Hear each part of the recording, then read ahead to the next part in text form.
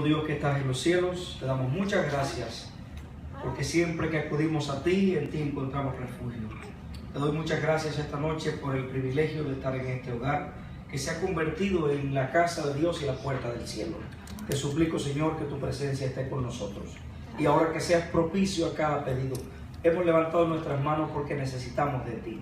A veces los recursos económicos nos fallan, a veces la ciencia médica falla, a veces nuestros amigos nos fallan, a veces la política falla, pero tú nunca fallas, porque tú eres Dios en los cielos. Amén. Y en esta noche, al iniciar este estudio de tu palabra, queremos pedirte que bendigas a cada uno de los que ha levantado su mano y que tiene necesidad de ti, y bendigas tu palabra, y que como tu palabra es una buena semilla, pueda caer en un buen terreno, y ese terreno sea nuestro corazón.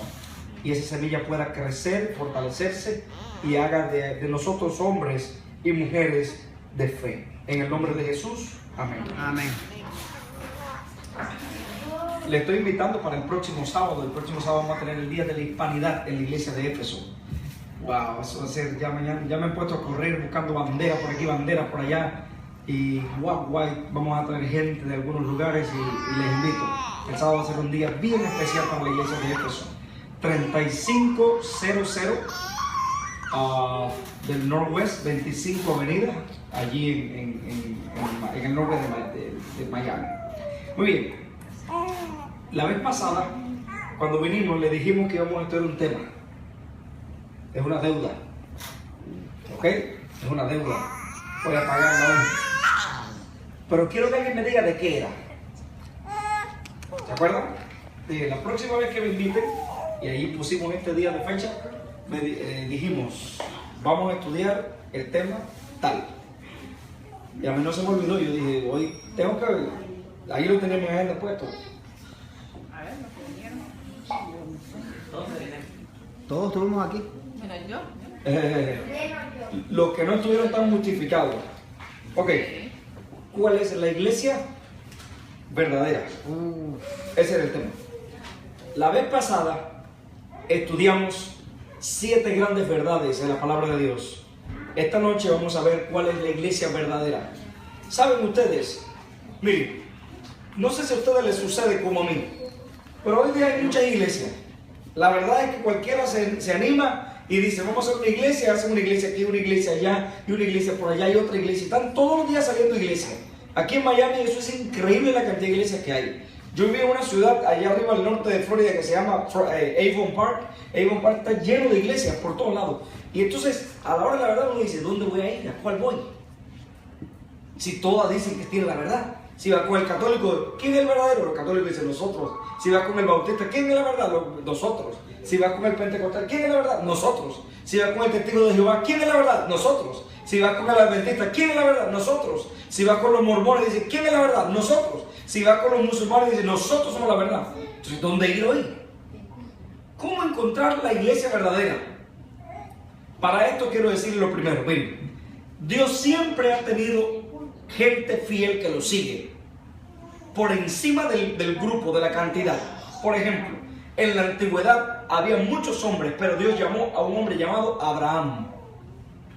En la antigüedad había mucha gente, pero Dios llamó a un hombre llamado Noé, porque Noé era un hombre que temía a Dios. Había muchos hombres, pero Dios llamó a Noé. En la antigüedad había muchas ciudades, muchos pueblos, pero Dios llamó a Israel como su pueblo. Dios dijo, este es mi pueblo. Estaban los amonitas, los moabitas, estaban los jebuseos, estaban los cananeos, pero Dios llamó a Israel su pueblo y lo hizo su pueblo especial. De la misma manera, a pesar de que hoy existen muchas iglesias, Dios tiene una iglesia, tiene un pueblo verdadero. Y la Biblia dice que Él viene a buscar ese pueblo. Pero nosotros esta noche lo vamos a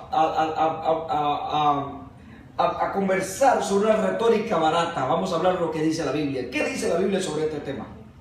Y eso lo encontramos en el libro de Apocalipsis. Por lo tanto, yo les invito a ustedes que abran sus Biblias en el libro de Apocalipsis. ¿Ok? Ahora, esta noche lo que vamos a hacer es lo siguiente. Vamos a estudiar la Biblia y la historia. Porque todo lo que dice la Biblia puede corroborarse exactamente en la historia. ¿Ok? Así que vamos a estudiar la Biblia y la historia.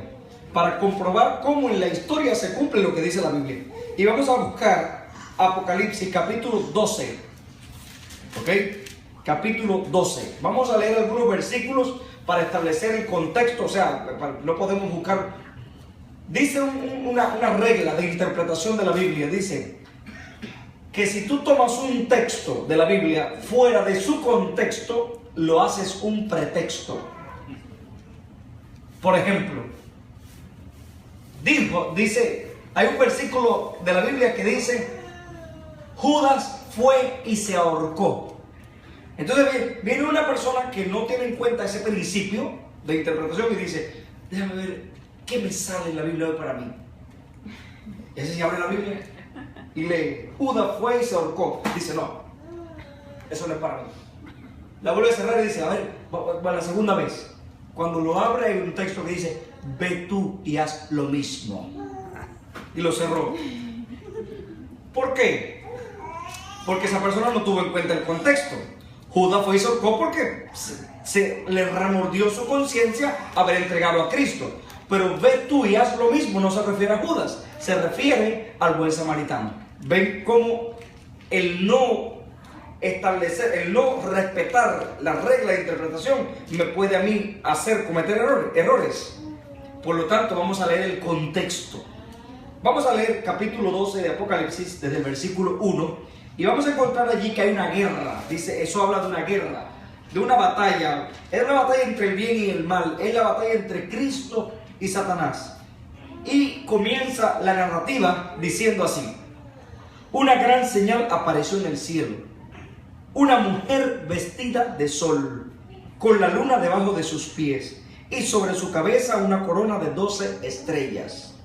Miren, lo primero que quiero decirles es que el lenguaje del libro de Apocalipsis es un lenguaje simbólico. ¿Ok? Hay gente que no lo entiende así, y Apocalipsis lo toma del sentido literal. Pero imagínense, una mujer vestida de sol. ¿Cómo es que una mujer se viste con el sol? Eso es un lenguaje simbólico, eso no es literal. ¿Está bien? Ahora dice, cada vez que la Biblia menciona en el lenguaje simbólico mujer, se está refiriendo a iglesia. Recuerden esto, guárdenlo aquí en la mente ahora. Cuando la Biblia habla de mujer en el sentido simbólico, se refiere a iglesia. Si la mujer está vestida de sol, noten, y tiene la luna debajo de sus pies y una corona de 12 estrellas, se está refiriendo a una mujer verdadera o a una iglesia verdadera. Pero la Biblia también menciona a otra mujer en el Apocalipsis que dice que se embriaga con la sangre y se monta sobre el dragón. Entonces se refiere a una iglesia falsa. Así es el lenguaje apocalíptico. Cuando habla de una mujer pura, vestida de sol, el sol en la Biblia se le llama a Cristo el sol de justicia. Entonces, una mujer que está vestida de Cristo, simbólicamente representa la iglesia verdadera. ¿Ok? Hasta ahí vamos bien. Ustedes pueden hacer preguntas, de hecho, no vayan a pensar que yo estoy aquí simplemente para hablar. Si alguno tiene una duda o no entiende, levanta la mano y yo con todo gusto lo voy a explicar. Ok. Ahora, dice que esa mujer estaba encinta, embarazada, y clamaba con dolores porque estaba para dar a luz. Dice el versículo 2. Entonces, noten, hasta ahora hemos visto una cara de la moneda, una mujer embarazada para dar a luz, vestida del sol. El sol en la Biblia representa a Cristo, o sea, está vestida de Cristo, está vestida de Dios, está vestida de las cosas santas y está para dar a luz. Entonces apareció otra señal. O sea, aquí estamos mirando a la mujer y ahora miramos otra señal que aparece en el cielo. Y dice que esa señal era un gran dragón rojo que tenía 7 cabezas y 10 cuernos, y en sus cabezas 7 diademas o coronas. Dragón en la Biblia, el dragón no existe, los dragones no existen. El dragón es un animal mitológico, de la mitología griega, el dragón, pero el dragón no existe. Lo que se conoce como dragón hoy día son unos lagartos bien grandes que existen en una parte del mundo por allá, que tienen que escupen o muerden y son venenosos. Son unos lagartos. Pero el dragón ese, que el animal es que escupe el fuego, eso no existe. Entonces está hablando de algo simbólico. Ese dragón está representando algo y ahora el texto lo va a aclarar. Dice que su cola arrastraba la tercera parte de las estrellas del cielo y las arrojó sobre la tierra. La cola del dragón arrastró. El dragón se paró frente a la mujer que estaba para dar a luz. a fin de devorar a su hijo en cuanto naciera. Ella dio a luz un hijo varón, que había de regir a todas las naciones con vara de hierro. Y su hijo fue arrebatado para Dios y para su trono. Y la mujer huyó al desierto, a un lugar preparado por Dios para que allí sea sustentada durante 1260 años. Vamos a detenernos aquí. O sea, hasta ahora hemos visto una mujer que representa a la iglesia de Dios. Hemos visto un dragón que ataca que quiere atacar al hijo de la mujer. ¿Ok? De la mujer. El versículo 7 ya empieza a descubrir un poco el velo. Dice, hubo una gran batalla en el cielo, dice Juan, y Miguel y sus ángeles luchaban, y el dragón y sus ángeles combatían. O sea, una guerra entre Miguel y el dragón. Ahora voy a hacer un paréntesis aquí para explicarles algo, porque en el mundo cristiano hay muchos errores. Y ustedes quizás han escuchado hablar de los ángeles de Dios. Ángeles. Los ángeles en la Biblia tienen diferentes categorías. Afortunadamente ninguno se pone celoso por eso. Pero en la Biblia menciona ángeles, menciona querubines, menciona serafines. Esas son las categorías de ángeles. O sea, los ángeles más exaltados de todos son los querubines. Después vienen los serafines. Después vienen los ángeles. Pero encima de querubines, serafines y ángeles, encima en el top, está el arcángel, que es el más grande de todos los ángeles. Ahora, hay mucha gente que dice que existen arcángeles. Eso no es verdad. En la Biblia existe un arcángel. La pregunta que hacer, ¿el arcángel es uno solo o es uno? La Biblia dice el singular, arcángel Miguel. Miguel en griego quiere decir el que es igual a Dios. Eso es lo que significa Miguel, el que es igual a Dios. Igual a Dios, el único que menciona la Biblia que es igual a Dios es Cristo, que es Dios hecho hombre, se encarnó. Entonces Miguel, el arcángel Miguel es Cristo, es uno solo. He escuchado por ahí algunos cristianos decir el arcángel Rafael, el arcángel Gabriel. No, Gabriel es un ángel. Miguel es el arcángel, es uno solo. Y usted puede leer toda la Biblia y le va a mencionar un solo arcángel, que es Miguel. Y ese Miguel es el título que se le da a la Biblia a Cristo o a Jesús como guerrero en su lucha espiritual entre el bien y el mal. ¿Ok? Muy bien, voy a avanzar. Eso fue un paréntesis. O sea, ahora dice que hay una guerra entre Miguel y sus ángeles. Están luchando al dragón y sus ángeles. Ahora, noten esto, cuando el dragón sale del cielo, arrastra con su cola la tercera parte de los ángeles del cielo, de estrellas. Estrellas en la Biblia, en el lenguaje simbólico, representan ángeles. Entonces, el dragón, Satanás, en este caso, que ahora lo va a decir claramente aquí, arrastra ángeles con él. Hoy día hay mucha creencia en los espíritus. Y hay gente que dice, mi abuelita vino a hablarme, y mi tío me habla. Es mentira, eso no es verdad. ¿Quiénes son los que le hablan a las personas? Son los ángeles caídos con el dragón que él arrastró, que hoy día toman la forma humana para engañar a la gente. Pero de que existen espíritus, eso es mentira, eso no existe. La Biblia no lo apoya, no apoya esa posición. ¿Ok? ¿Quiénes son los que se personifican en las personas muertas? Son los ángeles caídos, o los demonios, como se le conoce en la Biblia. Ahora dice, pero estos, o sea, el dragón y sus ángeles, no prevalecieron, o sea, no ganaron la batalla. No hubo más lugar para ellos en el cielo y fueron lanzados fuera. El dragón, la serpiente antigua, que se llama Diablo, y Satanás. Ahí está descubierto quién es el dragón. El dragón es Satanás, los demonios son los ángeles caídos con él, Miguel es el arcángel, es Cristo, y la mujer es la iglesia. Hasta ahí vamos bien. Ahora miren esto. Vamos a saltar hasta el versículo 13. Y a partir del versículo 13 vamos a leer 13, 14, 15, 16 y 17. Porque ahí entonces vamos a explicar dónde está la iglesia verdadera allí. Ok, una mano se levanta. Una consultita, donde dice que la serpiente antigua que se llama el diablo y Satanás. Correcto. ¿Es el mismo nombre para Satanás? Correcto. ¿O son dos personas diferentes? No, en la Biblia, noten, dice aquí, y fue lanzado, el versículo 9 dice, fue lanzado fuera el gran dragón. Y ahora le da el nombre para que tú sepas quién es. Dice la serpiente antigua que se llama Diablo y Satanás. O sea, el dragón es la serpiente antigua que engañó a Eva. O sea, Diablo y Satanás. Es la misma persona. ¿Ok? La misma persona. Muy bien, vamos al versículo 13. 13. Dice, cuando el dragón vio que él había sido arrojado a la tierra, persiguió a la mujer que había dado a luz al hijo varón.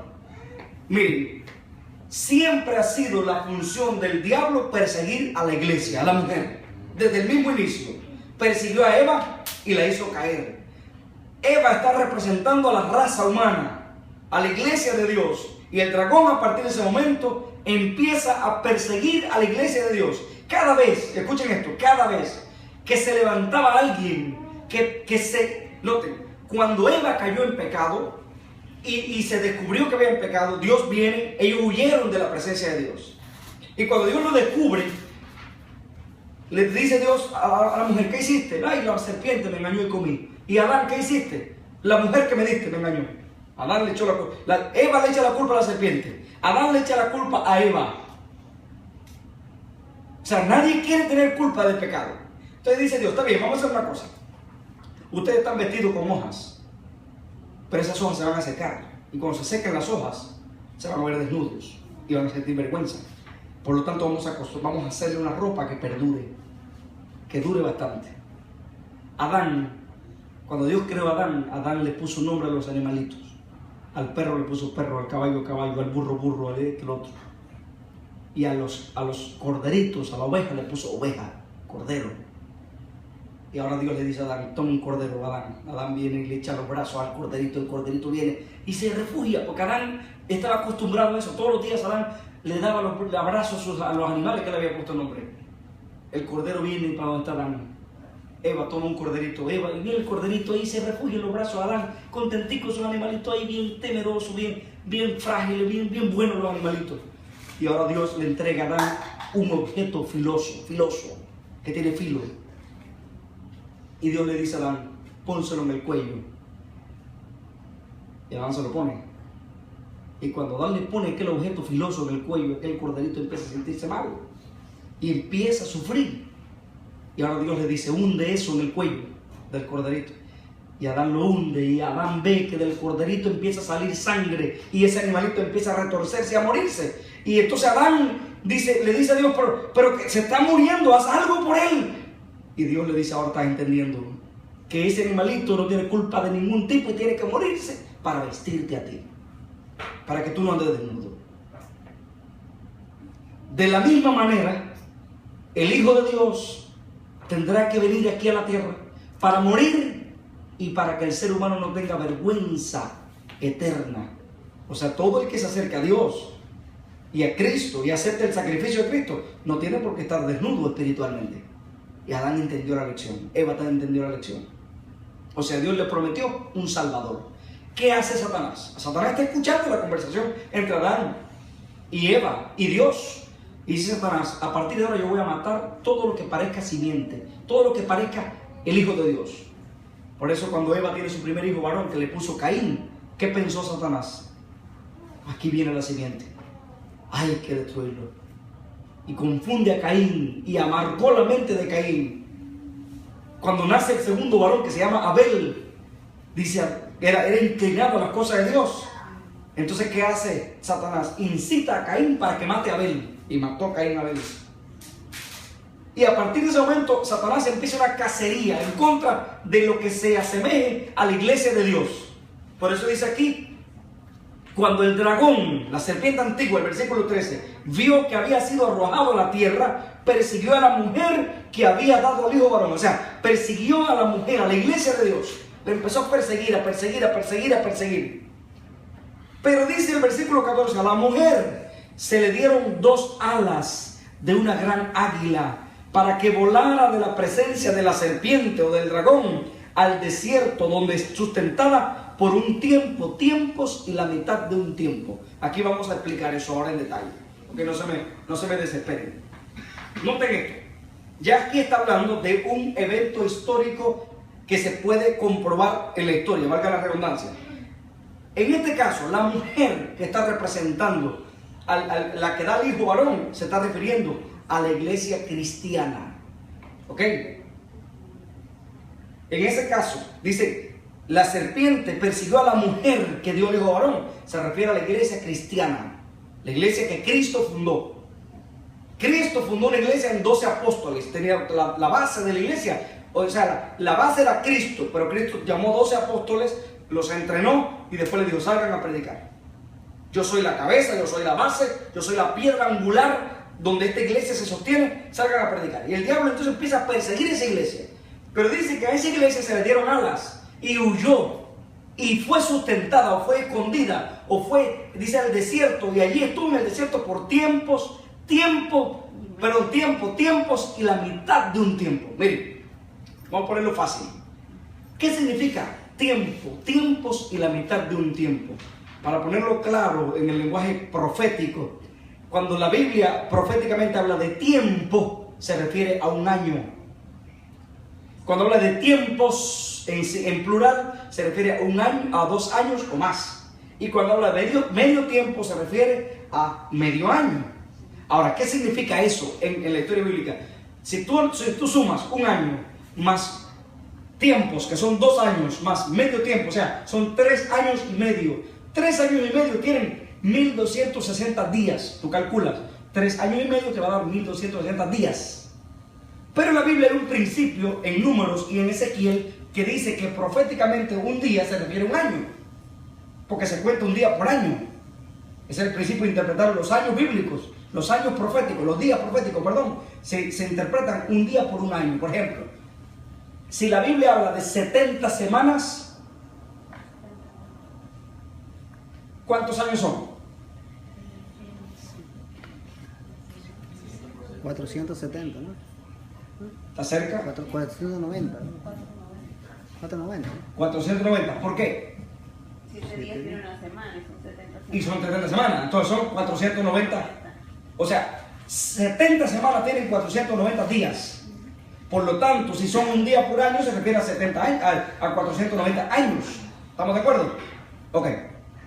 Ahora, dice la Biblia aquí que la serpiente, la mujer, huyó al desierto por tiempos y la mitad de un tiempo. Un tiempo es un año, 2 tiempos, 2 años, y medio tiempo, medio año. Eso completa 1260 días. Y 1260 días es un día por año, o sea, son 1260 años. Y esto es clave para entender cuál es la iglesia verdadera. Clave. Fíjense, la mayoría de los cristianos no saben esto. Y por no saberlo, están confundidos. Vamos a seguir. Y después volvemos atrás para explicarles las 3 características que da la Biblia de la iglesia verdadera. Dice, entonces la serpiente echó de su boca tras la mujer agua como un río, para que fuese arrastrada. Pero la tierra ayudó a la mujer. La tierra abrió su boca y absorbió el río que el dragón había arrojado sobre su boca. Entonces el dragón, escuchen ahora este texto, versículo 17. El dragón se airó contra la mujer y fue a combatir el resto de los hijos o el resto de los descendientes de la mujer que guardan los mandamientos y tienen el testimonio de Jesús. Aquí hay 3 características que da la Biblia para la iglesia verdadera. Número 1, dice la Biblia que el dragón va a atacar al resto de la descendencia de la mujer. Miren, el dragón siempre ha atacado a la mujer es la iglesia, siempre. Pero en un momento de la narrativa dice que a la mujer que al dragón ya no le interesó más la mujer. Si no le interesó, eso es lo que dice el versículo 17, dice el resto de la descendencia de la mujer. Ahí lo dice. A ver, alguien que me lo lea, por favor. Versículo 17. Entonces, el dragón se airó contra la mujer. Ajá. Y fue a combatir al resto de sus hijos. Ajá. Los que guardan los mandamientos de Dios y tienen el testimonio de Jesús. El dragón se airó contra la mujer, pero va y hace guerra contra el resto de los hijos de la mujer o los descendientes de la mujer. Dijimos al principio que la iglesia es la iglesia verdadera de Dios. Pero noten esto ahora. Pasa un tiempo en la historia donde el dragón dice, ya no me interesa la mujer, me interesan los descendientes de la mujer. ¿Cuándo fue eso? Después de tiempos, tiempo y la mitad de un tiempo. ¿Y qué es eso? Miren, 12 siglos. 1260 años. Son 1260 años. ¿Y dónde tú puedes ubicar eso en la historia? ¿Dónde? ¿Dónde nosotros podemos decir qué pasaron en esos 1260 años? ¿Cómo se conocen esos 1260 años? Miren, a partir del año 538 después de Cristo, empezó a surgir en el Imperio Romano, esto es historia, el obispo de Roma se empieza a hacer más grande que todos los obispos. Constantino, que era el emperador, pasa la capital, que era Roma, a Constantinopla. Le pone él hace una ciudad y le llama Constantinopla en honor a su nombre, y la capital del imperio ya no era Roma, sino era Constantinopla. Y el obispo que vivía en Roma,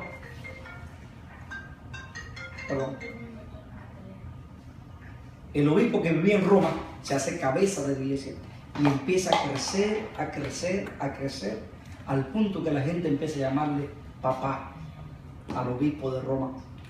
Papá, papá, papá. Hoy día se conoce como el sistema papal, el más grande de todos. Y llega, esto empezó en el año 400 más o menos, ¿ok? 400 después de Cristo. Pero ya en el 538 tenía tanta fuerza que este obispo de Roma decidía quién era el rey y quién no. Decidía quién pecaba y quién no. Decidía quién iba al infierno y quién iba a la gloria cuando se moría. Decidía los destinos del mundo entero. Y eso duró durante 1260 años. Que el obispo de Roma, en turno, porque no era una persona, el que estaba de turno, se moría uno y venía otro, decidía los destinos de las personas, del mundo entero. Ese periodo se conoce en la historia como el tiempo de supremacía papal, porque la supremacía, quien la tenía en el mundo era el Papa. Decidía todo. Eso duró 1260 años, desde el año 538 y concluyó en el año 1798, cuando vino Napoleón Bonaparte, emperador de Francia, y sometió al obispo de Roma, que en ese caso era el Papa Pío VI, y lo llevó a Francia y se murió allá en Francia. Ahí se terminó la supremacía papal. Eso duró 1260 años, desde el 538 a 1798. Tiempos y la mitad de un tiempo. Tiempo y la mitad de un tiempo son 1260 días, pero son años en el lenguaje profético. Ahora, ¿qué quiere decir esto? No me interesa todo eso. A mí no me interesa el obispo de Roma, no me interesa ni Napoleón, no me interesa nada de eso. A mí lo que me interesa es esto.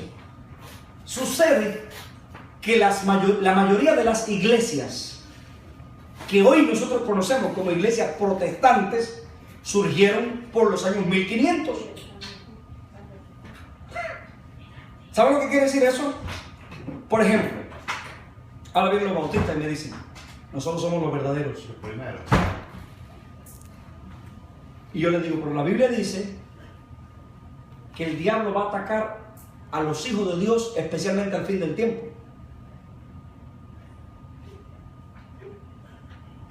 Y el verdadero pueblo de Dios surge después de tiempos y la mitad de un tiempo. ¿Y cuándo fue que concluyó tiempos y la mitad de un tiempo? ¿Cuándo terminó? 1700. 1798.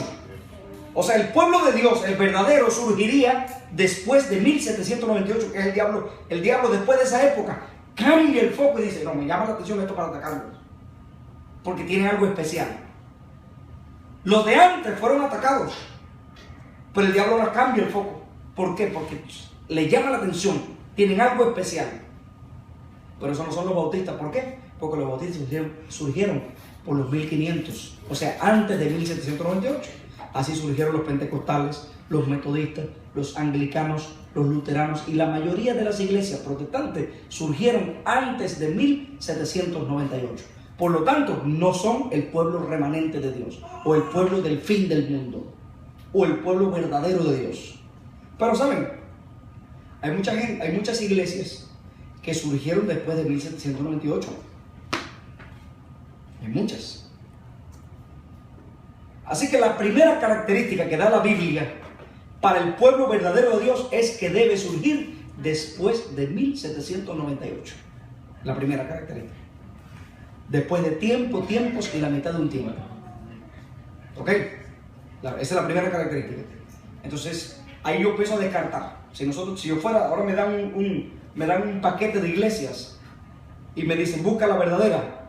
Y yo digo, bueno, la primera característica es que surge después de 1798. Me voy al surgimiento de la iglesia. Le digo a los metodistas, ¿cuándo surgieron ustedes?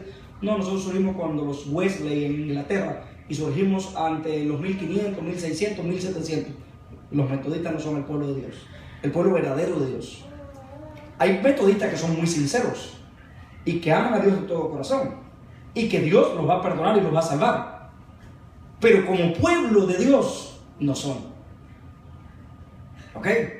Quiero que me entiendan, ¿no? Yo no estoy diciendo que los metodistas se van a perder, ni que los católicos se van a perder, ni que los bautistas se van a perder. Pero lo que quiero decir es que no son el pueblo escogido de Dios con una función especial para el fin del mundo.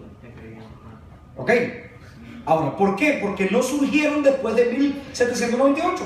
Sencillamente es una característica que da la Biblia. ¿Ok?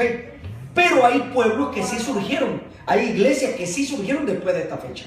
Le voy a poner un ejemplo. Después de 1798 surgió un grupo que se llaman los Gedeonistas. O se llaman el bando evangélico de Gedeón.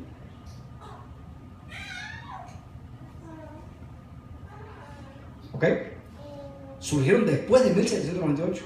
Ahora yo digo, bueno, está bien. Pero la Biblia no dice solamente que surgieron después de ese periodo.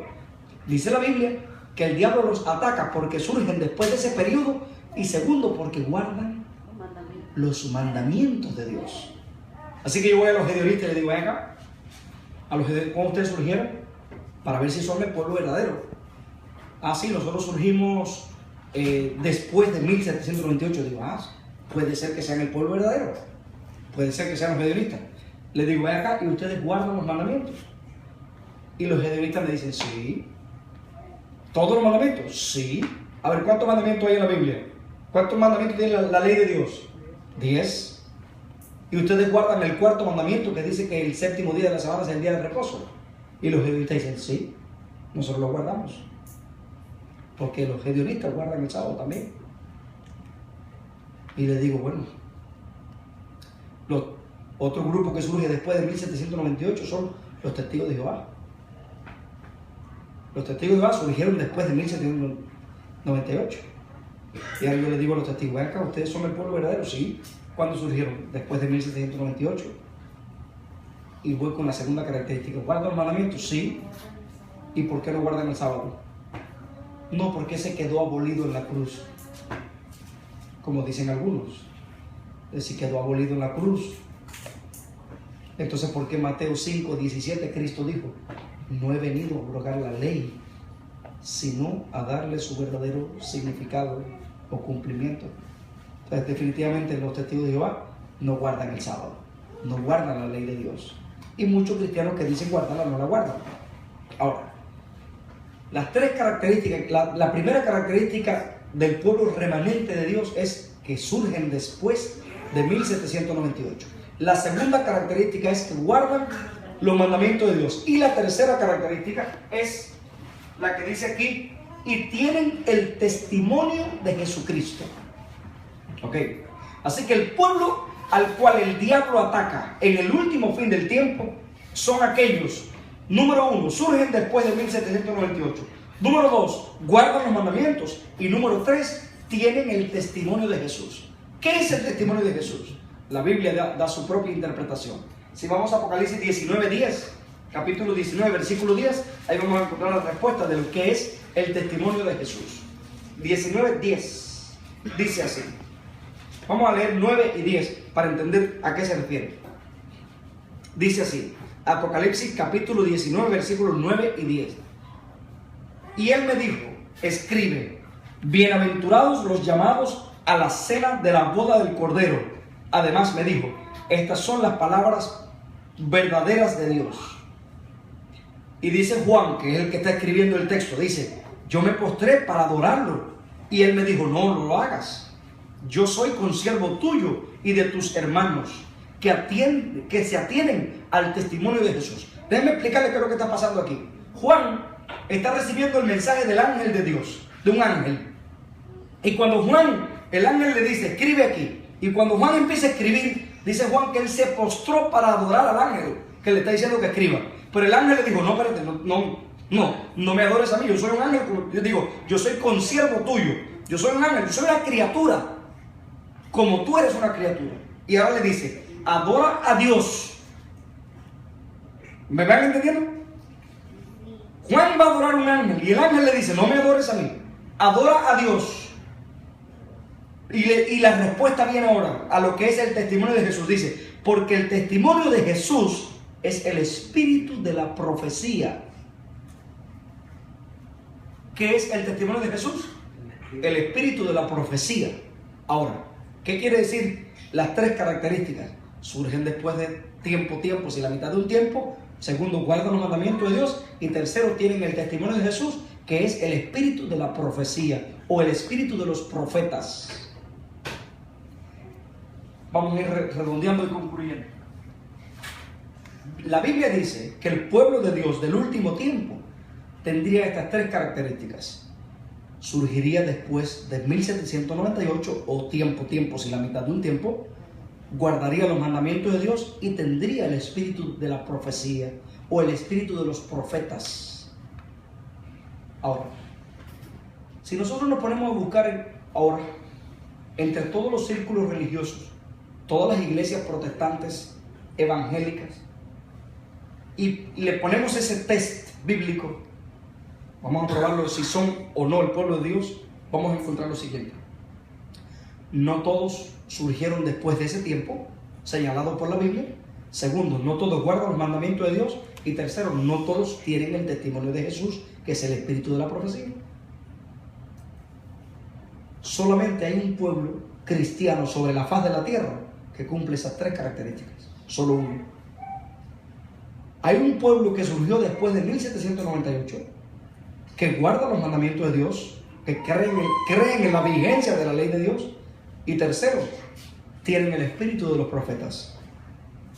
Ese pueblo tiene un nombre: Adventista del Séptimo Día. Es el único círculo religioso, la única iglesia que encaja perfectamente con la narrativa de lo que dice la Biblia. Ahora, por eso yo digo, usted le pregunta al bautista, ¿de dónde surgieron los bautistas? Y los bautistas le dirán, surgimos inspirados por los protestantes y le pusimos nuestro nombre porque somos seguidores de Juan el Bautista. Los metodistas, ¿dónde surgieron ustedes? Surgimos protestantes inspirados en Wesley, los hermanos Wesley en Inglaterra. Y así sucesivamente. Pero uno le dice al adventista, ¿de dónde surgieron ustedes los adventistas? Y los adventistas tienen que llegar a la conclusión que surgieron de la Biblia, porque es la Biblia la que habla de ellos. El pueblo adventista no surgió del movimiento milerista aquí que recibió un gran chasco en Norteamérica por los años 1844. No. El pueblo adventista surge de la Biblia, porque es la Biblia la que habla de ellos. Antes de que los adventistas surgieran, ya la Biblia había dicho que ellos surgirían como pueblo especial de Dios para el fin del mundo. Ahora, esto no quiere decir que todos los adventistas, esto no quiere decir que por pertenecer a la iglesia adventista yo tengo un sello de, yo me bauticé en esta iglesia y yo soy salvo. No. Eso quiere decir que como pueblo tenemos una misión especial. Tenemos un surgimiento especial. Es más, tenemos un compromiso especial de decirle al mundo o de pregonar al mundo que Cristo viene pronto. Eso simplemente es lo que pasa. Ahora, hay muchos que tenemos la tendencia a decir, yo estoy orgulloso porque soy adventista del séptimo día. No, yo soy feliz porque Dios me permitió conocer su palabra. Soy feliz porque Dios me permitió interpretar su palabra. Estoy contento porque la iglesia a la que pertenezco encaja dentro de la profecía bíblica. Pero más que una felicidad, eso me hace responsable a mí de algo. Porque mientras más luz yo recibo, más responsable soy de la luz que estoy recibiendo. ¿Me comprenden? Mientras más luz yo recibo, más responsable soy. ¿Por qué? Porque hay muchos bautistas que sinceramente ellos no saben que el día de reposo es el sábado. Hay muchos católicos que ellos adoran a María y no saben que adorar a María es malo. Hay muchos cristianos equivocados, pero están equivocados por ignorancia, que si llegaran al conocimiento de la verdad la aceptarían. Hay muchos musulmanes que adoran a Alá y que creen que volar su cuerpo lleno de explosivos es algo digno y honorario, pero son ignorantes, que si conocieran la verdad la aceptarían de todo corazón. Ahora, quiere decir, apreciados, en esta noche, de alguna manera, al escuchar tú la palabra de Dios, tú eres responsable.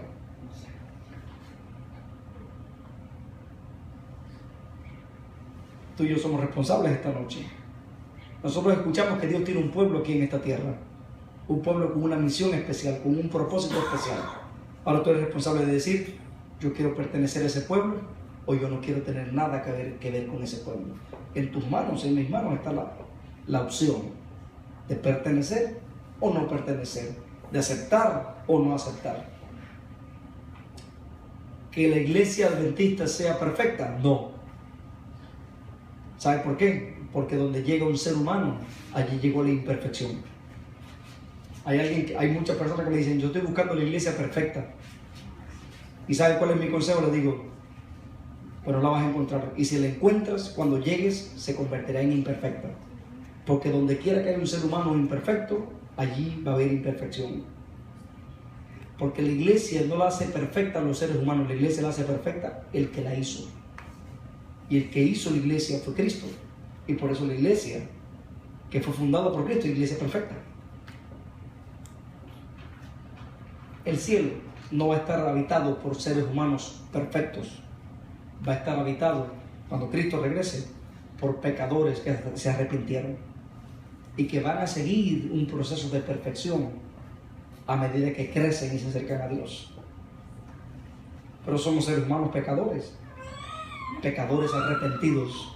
Cuando yo me arrepiento de mis pecados y le entrego mi voluntad a Dios, entonces Dios comienza a obrar en mí, como dice la Biblia, el querer y el hacer por su buena voluntad. Así que en esta noche, si tienen alguna pregunta, con todo gusto les respondo. Ok, adelante. ¿Preguntas? Adelante, no tengan pena. No vayan a pensar que yo me las sé todas, ni que yo nací sabiendo, yo no. Ok, adelante. ¿Dónde quedan los judíos, el pueblo elegido de Dios? Los judíos. Y guardan el sábado. Sí, ok. Dios eligió a Israel. Dios no eligió a los judíos. Dios eligió a Israel. Su pueblo es Israel. Y el Antiguo Testamento está lleno de alusiones a Israel como pueblo de Dios. Pero en el libro de Daniel, Dios dio la profecía más larga de tiempo que existe en la Biblia. Se llama la profecía de las 2300 tardes y mañanas. Dentro de esa son 2300 años, 2300 tardes y mañanas. O sea, una tarde y una mañana es un día, pero como es una profecía de tiempo, un día equivale a un año. Por lo tanto, en la Biblia, esa profecía es la profecía de los 2300 años, que tiene su inicio en el año 457 a.C. y su fin en el año 1844 después de Cristo. Esa es la profecía más larga que hay de tiempo. Pero dentro de esa profecía de tiempo, la más grande, hay un pedazo que se llama la profecía de las 70 semanas. Ahí está dentro de ese periodo. Un día se lo puedo explicar con más detalle y con un gráfico para que podamos entenderlo. Ahora ¿está ahí? Proyectalo aquí, por favor. Ahí está. Óyeme, la tecnología está aquí. Ahora, en lo que sale la imagen, dice la Biblia que Israel, como pueblo de Dios, tenía la oportunidad de arrepentirse, porque el problema de Israel era este. De repente venían y aceptaban a Dios, y estaban bien con Dios, pero venía un rey y lo llevaba a la idolatría, y dejaban a Dios y se metían tras los dioses falsos. Idolatría. Dios detesta la idolatría. Si hay algo que Dios no soporta, la idolatría. Porque el primer mandamiento dice Dios, no te hagas imagen ni ninguna semejanza de lo que está arriba en el cielo, ni debajo de la tierra. O sea, yo soy Dios, me adoras a mí solamente. Dice, porque yo soy tu Dios fuerte y celoso. O sea, Dios no comparte su adoración con nadie. Pero Israel caía en la idolatría. Y volvían a Dios, venía un profeta y los hacía regresar y regresaban. Unos años bien y otros años mal. Unos años bien y otros años mal. Entonces Dios le dice, mira, ustedes van a tener chance para ser pueblo mío, para ser mi pueblo durante 70 semanas. O sea, 490 años. Ahora, esas 70 semanas comienzan en el año, como les digo ahorita, 457. La profecía grande, los 2300 días, comienzan aquí y concluyen aquí. No por casualidad, en este mismo año, el grupo milerita en los Estados Unidos sufrió un chasco porque profetizaron que Cristo vendría en 1844 y eso no pasó. ¿Ok? Y después de esto, el grupo se dividió en tres ramas. Unos decían, se llamaron la puerta cerrada, otros se llamaban la puerta abierta, y un tercer grupo estudiaron la Biblia de nuevo y dijeron, no, Cristo no iba a venir en este año. Lo que pasó este año fue que el santuario sería purificado. El santuario no es la tierra, es el santuario celestial. Hay un santuario en el cielo, del cual Moisés copió lo que Dios le dio e hizo un santuario en la tierra. Bueno, ese tercer grupo se convirtieron en los adventistas del séptimo día, como dice la Biblia que surgiría. Ok, ahora, vamos a volver atrás. ¿Dónde queda? La pregunta es, ¿dónde quedan los judíos? A partir del año 457 que se empezaría el proceso de construir el templo de Jerusalén, que había sido destruido porque Dios quiso dar una lección al pueblo y decirle, no quiero más idolatría, y los mandó a Babilonia, y en Babilonia estuvieron 70 años cautivos. ¿Ok? Y al fin de los 70 años, en el año 457, el rey Artajerjes le da chance a Israel para que regrese a reconstruir. Y en 49 años, en el año 408, recuerden que en aquel tiempo se contaba de atrás hacia adelante, no como ahora. Nosotros contamos 1, 2, 3, 4, pero en aquel tiempo se contaba 457, 456, 455, así era como se contaba antiguamente en la historia. O sea, ellos terminaron de construir el templo en el año 408, el templo de Zorobabel. Eso está en los profetas menores. Tenían chance durante 70 semanas, o sea, 490 años, para arrepentirse de su idolatría y para volverse a Dios. Especialmente tendrían una semana especial, o sea, 7 años especiales. Está ahí en Daniel capítulo 8 y capítulo 9. Esa semana sería 7 años especiales, donde estaría dividido por 3 y medio y 3 y medio. En estos 3 y medio sería el ministerio profético de Cristo, el Mesías. Tendrían chance ellos de conocer al Mesías y arrepentirse. Pero contrario a todo, lo que hicieron fue crucificar al Mesías. Todavía Dios le da 3 años más. Y en este año acabaron, porque este año 34 mataron a Esteban, el primer mártir cristiano. O sea, Israel tenía chance de 70 años para seguir siendo pueblo de Dios. Y en el año 34 se le acabó el tiempo. Dios les dijo, ustedes no son más mi pueblo. A partir de ahora el pueblo mío es todos los cristianos que acepten a Cristo de corazón. Y el evangelio pasa a ser de todo mundo, de los gentiles. Y Pablo se convierte en el principal predicador del evangelio de los gentiles. Gentiles somos nosotros. Gentil era como un término despectivo, porque los judíos o los israelitas se consideraban como pueblo elegido por Dios, que ellos pueden hacer cualquier cosa. De todas maneras somos hijos de Dios. Y pueden matar, y pueden robar, somos hijos de Dios. Los samaritanos, basura. Los gentiles, basura. Nosotros somos pueblo de Dios. Pero a partir de ese momento, Dios dice, no hay más judío ni libre, no esclavo, perdón, no hay más judío ni griego, no esclavo ni libre, no negro ni blanco, no grande ni pequeño, no mujer ni hombre. Todo el que me acepte es mi pueblo. Y entonces ahora, dice Pablo, usa una analogía. Dice Pablo que Israel era como un tronco de un árbol. Israel, dice Pablo, era como un árbol, Israel, el pueblo de Dios. Y entonces, dice Pablo que llegaron los gentiles, o sea, nosotros. Y dice que somos ramas injertadas a ese árbol. Israel era como la casa de Dios, como el pueblo, como el árbol de Dios. Y dice Dios que entonces, dice Pablo que el Señor tomó a los gentiles, a nosotros, y los insertó en ese árbol. O sea que nosotros somos también parte del pueblo de Dios. Pero Israel cumplió su función, claro. ¿Por qué? Porque fue el pueblo que recibió la ley de Dios. Ellos la recibieron. Ellos hicieron la compilación de lo que hoy nosotros tenemos como la Biblia. Fueron ellos.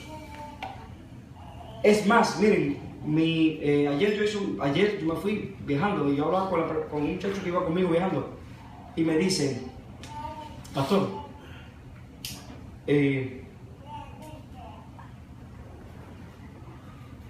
¿cómo es posible que Israel como pueblo haya desobedecido?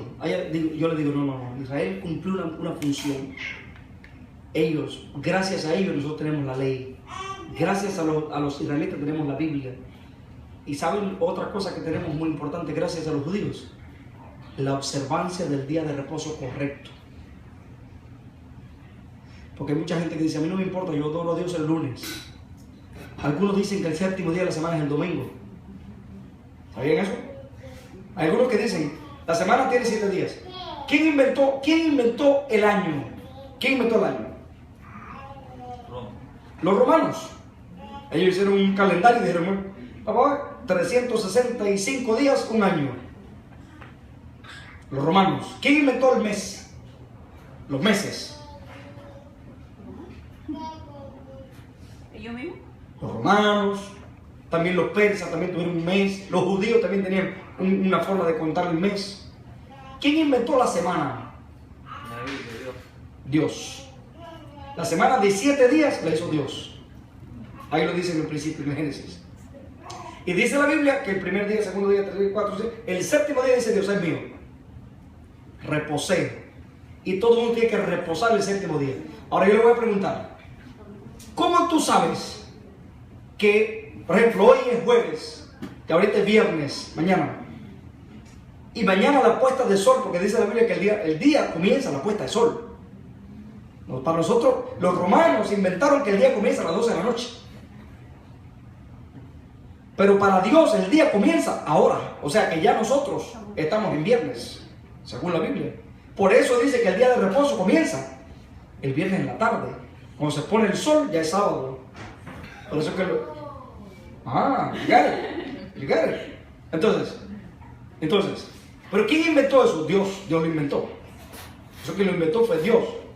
Ahora, han pasado miles de años desde que Dios lo inventó. ¿Cómo yo sé que todavía yo, Héctor, en el siglo XXI, en el año 2014, estoy guardando el séptimo día que Dios creó al principio? Con tantos cambios, con tantos inventos. ¿Cómo yo lo sé? Y el día sábado también. ¿Qué es el día sábado? ¿Cómo yo lo sé? Fácil.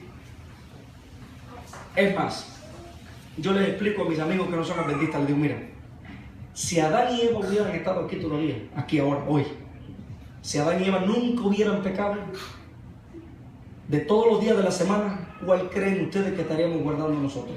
Para Dios. ¿Cuál? Todo. O sea, los testigos de Jehová dicen, no, nosotros guardamos todos los días para Dios. Los musulmanes dicen, no, tal día. Los viernes creo que guardan los musulmanes. Sí, viernes. Y por ahí la gente dice, no, yo elijo el domingo, y el otro, no, yo el lunes, y el otro, no, el miércoles, el otro el viernes. Yo quisiera todos los días. Algunos que dicen todos los días, pero Dios pidió uno. Es más, a veces somos tan equivocados en entender el mandamiento. El mandamiento dice, 6 días trabajarás y harás toda tu obra. Guardar el mandamiento del sábado no es ir, guardar el cuarto mandamiento no es ir el sábado a la iglesia solamente, ni dejar de trabajar. Guardar el mandamiento es trabajar 6 días. Sí, es trabajar 6 días. Eso es parte de guardar el mandamiento. Porque si yo no trabajo los 6 días y el sábado tampoco lo quiero trabajar, estoy violando el mandamiento. Que digo que querés que todos los días fueran que se guardara. Estoy violando el mandamiento. Porque el mandamiento dice, trabajarás 6 días, trabajarás. O sea, el domingo trabaja, el lunes trabaja, el martes trabaja, miércoles trabaja, jueves trabaja, viernes trabaja y el sábado es mío. Eso es lo que dice el mandamiento. El séptimo día dice Dios es mío. Casi Pero, nadie guarda ese mandamiento. Entonces. entonces tenemos que ver, tenemos que analizar. Trabajamos 5 días. ¿Me entiendes? No, porque quizás Trabaja en tu casa. la mujer puede decir, no, pero yo el sábado, el domingo yo lo dedico a lavar, o a limpiar la casa, Trabaja en casa. ¿entiendes? O a trabajar con mi familia, o a trabajar con mi hijo, etc. Bueno, anyway, cada cual es responsable de eso. Pero volvemos al tema. ¿Cómo yo sé que el sábado que yo guardo hoy es el día de reposo? Sencillo. Es más, la pregunta no era esa, la pregunta era, ¿cómo? Perdón, si Adán y Eva estuvieran aquí, ¿cuál día guardarían? ¿El jueves? ¿El viernes? ¿O el sábado? Si Adán y Eva estuvieran aquí todavía y no hubiera pecado, ellos estuvieran guardando el séptimo día de la semana. El séptimo. ¿Ok? Así de sencillo. Pero como yo sé que el séptimo es el sábado, me voy a Israel. Los judíos que fueron los receptores de la ley de Dios y del sábado. Del sábado no, porque el sábado fue antes de los judíos. ¿Ok? El sábado fue antes de los judíos. Porque Adán y Eva no eran judíos, perdón, el sábado. Antes de que los judíos existieran y antes de que Dios, el maná, el pan caía todos los días. Pero ¿cómo saben que es el día sábado? O sea, el nombre. Sábado no es ¿Cómo como... se lo asignaron que es sábado? Ok, Porque vamos. el séptimo día puede ser el lunes, el miércoles. Ahí vamos, ahí vamos. Sábado es un nombre romano. Domingo es un nombre romano. Lunes es un nombre romano. Porque los romanos le pusieron a la semana nombres, a los días de la semana. Por ejemplo, al domingo le pusieron Dominus, que quiere decir día del sol. Al lunes, luna. Al martes, Marte, el nombre de los planetas, Mercurio, Júpiter, Venus, Saturno. O sea, todos los días de la semana tienen nombres romanos. ¿Ok? Pero cuando uno va a la Biblia, lo que sucedía con el séptimo día de la semana era el Shabbat. Shabbat quiere decir reposo. ¿Ok? El Shabbat es un reposo. Y los judíos, hoy día, el día que usan para el Shabbat es el séptimo día de la semana, que es el sábado.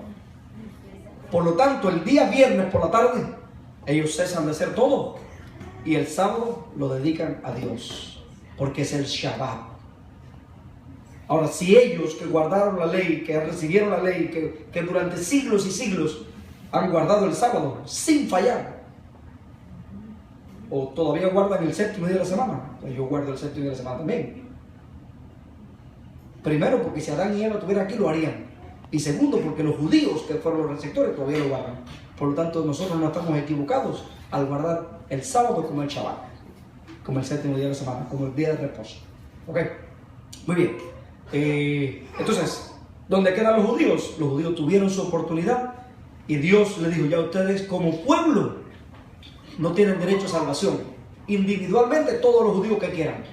Todo judío que acepta a Cristo, como los apóstoles, como mucha gente que aceptó a Cristo como Salvador, tienen el derecho a salvarse. Pero ya ellos no tienen una función especial como pueblo, no. A pesar de que, como hablábamos la otra vez que vine, yo pienso, muy personal, que los judíos son un pueblo muy bendecido. El pueblo de Israel, el Estado de Israel, son gente muy bendecida y todavía guardan muchas de esas bendiciones. Yo lo creo. Ok, ¿alguna otra pregunta? ¿Ya no? La otra, pastor, cuando Dios venga, dice que Palabra, gracias porque tienes un pueblo especial en esta tierra. Un pueblo al cual tú llamas toda persona, toda raza, nación, tribu, lengua y pueblo. En esta noche, Señor, después de estudiar tu palabra y saber que el pueblo verdadero surgiría después de ese periodo de tiempo especial en la historia, saber que tu pueblo guarda los mandamientos y tiene el testimonio de Jesús, y el testimonio de Jesús es el espíritu de la profecía, el espíritu de los profetas, hemos descubierto que el único pueblo que encaja dentro de esa descripción son los adventistas del séptimo día. Oh Señor, pero más que todo te damos gracias porque Cristo viene a buscar a sus hijos. Y Señor, allí habrá gente de toda tribu, nación y pueblo y lengua.